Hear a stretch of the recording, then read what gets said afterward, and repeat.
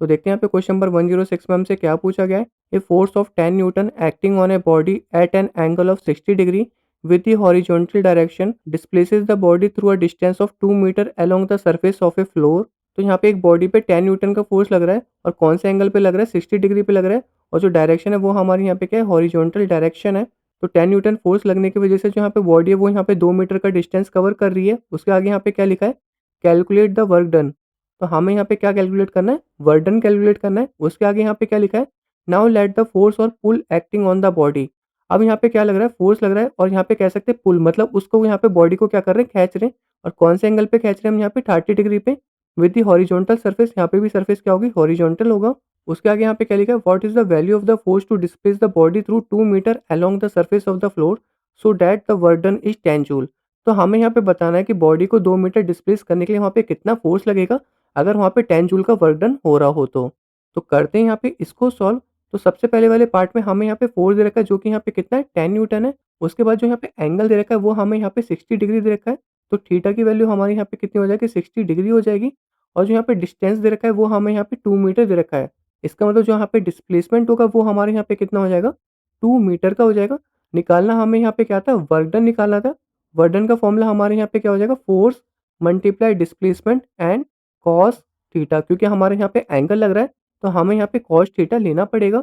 तो फोर्स हमारे यहाँ पे कितना था, 10 न्यूटन था। डिस्प्लेसमेंट हमारे यहाँ पे 2 मीटर था। और कॉस हमारे यहाँ पे क्या हो जाएगा, थीटा की वैल्यू 60। तो जो हमारे यहाँ पे कॉस 60 की वैल्यू होती है वो हमारे यहाँ पे क्या होती है, 1/2 होती है। तो कॉस 60 की वैल्यू हम यहाँ पे पुट कर देंगे 1/2। तो यहाँ पे क्या होगा, 2 से 2 कैंसिल आउट हो जाएगा। तो वर्क डन हमारे यहाँ पे कितना निकल के आ जाएगा, 10 जूल्स या न्यूटन मीटर कह सकते हैं। तो हम यहाँ पे जूल्स लिख लेंगे सिंपल। ये हमारे यहाँ पे कितना निकल के आ गया, 10 जूल्स निकल के आ गया। उसके बाद यहाँ पे क्या हो रहा है, बॉडी पे दोबारा फोर्स लग रहा है और कौन से एंगल पे लग रहा है, 30 डिग्री पे लग रहा है। तो अब की बार जो एंगल लेंगे वो हम यहाँ पे 30 डिग्री का लेंगे। और उसके बाद यहाँ पे वर्क डन पहले से ही दे रखा है जो कि हमारे यहाँ पे कितना है, 10 जूल है। हमें यहाँ पे निकालना क्या है, हमें यहाँ पे फोर्स निकालना है। तो सेम फॉर्मूला लेंगे हम यहाँ पे, work done equal to force multiply displacement and यहाँ पे क्या हो जाएगा, कॉस 30 डिग्री हो जाएगा। और कॉस 30 डिग्री की जो हमारे यहाँ पे वैल्यू होती है वो हमारे यहाँ पे क्या होती है, √3/2 होती है। और वर्क डन हम यहाँ पे पहले से निकाल रखे थे जो कि हमारा कितना था, 10 जूल्स था। फोर्स हमें यहाँ पे निकालना है, डिस्प्लेसमेंट हमारे यहाँ पे कितना हो रहा है, 2 मीटर ही हो रहा है। और कॉस 60 की वैल्यू हमारे यहाँ पे क्या हो जाएगी, √3/2। 2 से 2 कैंसिल आउट, बचा हमारे यहाँ पे कितना, फोर्स इक्वल टू 10/√3।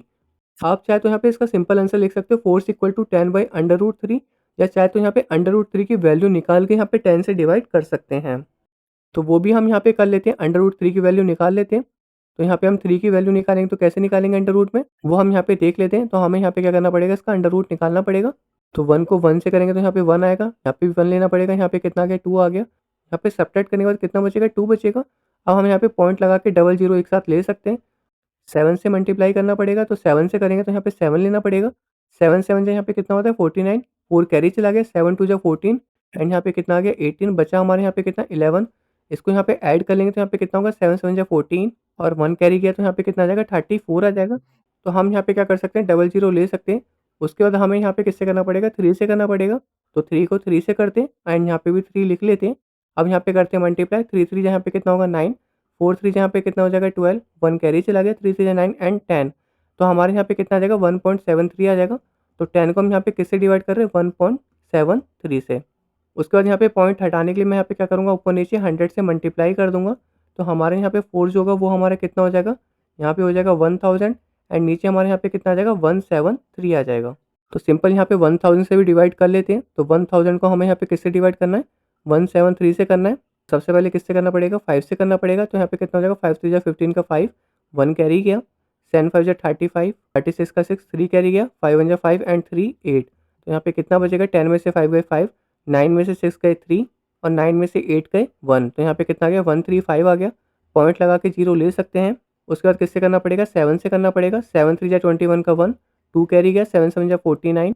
तो यहाँ पे कितना हो जाएगा, 51 हो जाएगा। 5 कैरी गया। 7 1 जा 7, 7 और 5 यहाँ पे कितना हो जाएगा, 12 हो जाएगा। 10 में से 1 गए, यहाँ पे कितना बचा, 9 बचा। 4 में से 1 गए, यहाँ पे कितना बचेगा, 3 बचेगा। यहाँ पे हमारा कितना आ जाएगा, 1 आ जाएगा। पॉइंट लगा हुआ है, हम यहाँ पे जीरो ले सकते हैं। अब हम यहाँ पे 8 से मल्टीप्लाई कर सकते हैं। 8 से यहाँ पे कितना हो जाएगा, 24 हो जाएगा। 2 कैरी चला गया। 8 7 जा 56, 56 एंड यहाँ पे 58 हो गया। 5 कैरी चला गया। 8 1 जा 8 और यहाँ पे कितना आ जाएगा, 13। तो कुल मिला के हम यहाँ पे 5.78 लिख सकते हैं। तो फ़ोर्स हमारे यहाँ पे कितना हो जाएगा 5.78। फ़ोर्स निकाल रहे थे तो ऑब्वियसली आंसर किसमें आएगा, न्यूटन में आएगा। और आप चाहे तो यहाँ पे सिंपल 10/√3 न्यूटन लिख सकते हैं। और इसको चाहे तो आप यहाँ पे दूसरे तरीके से भी लिख सकते हैं। अगर मैं यहाँ पे √3 की ऊपर-नीचे मल्टीप्लाई कर दूँ तो यहाँ पे क्या होगा, ऊपर से करा एंड नीचे से करेंगे √3 एंड √3। तो ये हमारे यहाँ पे क्या हो जाएगा 10√3 एंड नीचे हमारा सिंपल 3 आ जाएगा। तो आप चाहे तो इस तरीके से लिख सकते हैं, इस तरीके से लिख सकते हैं और आप चाहे तो यहाँ पे इसका पूरी तरीके से वैल्यू निकाल के यहाँ पे पॉइंट में आंसर लिख सकते हैं। होप आपको समझ में आ गया होगा। अब हम चलते हैं अपने नेक्स्ट क्वेश्चन की तरफ।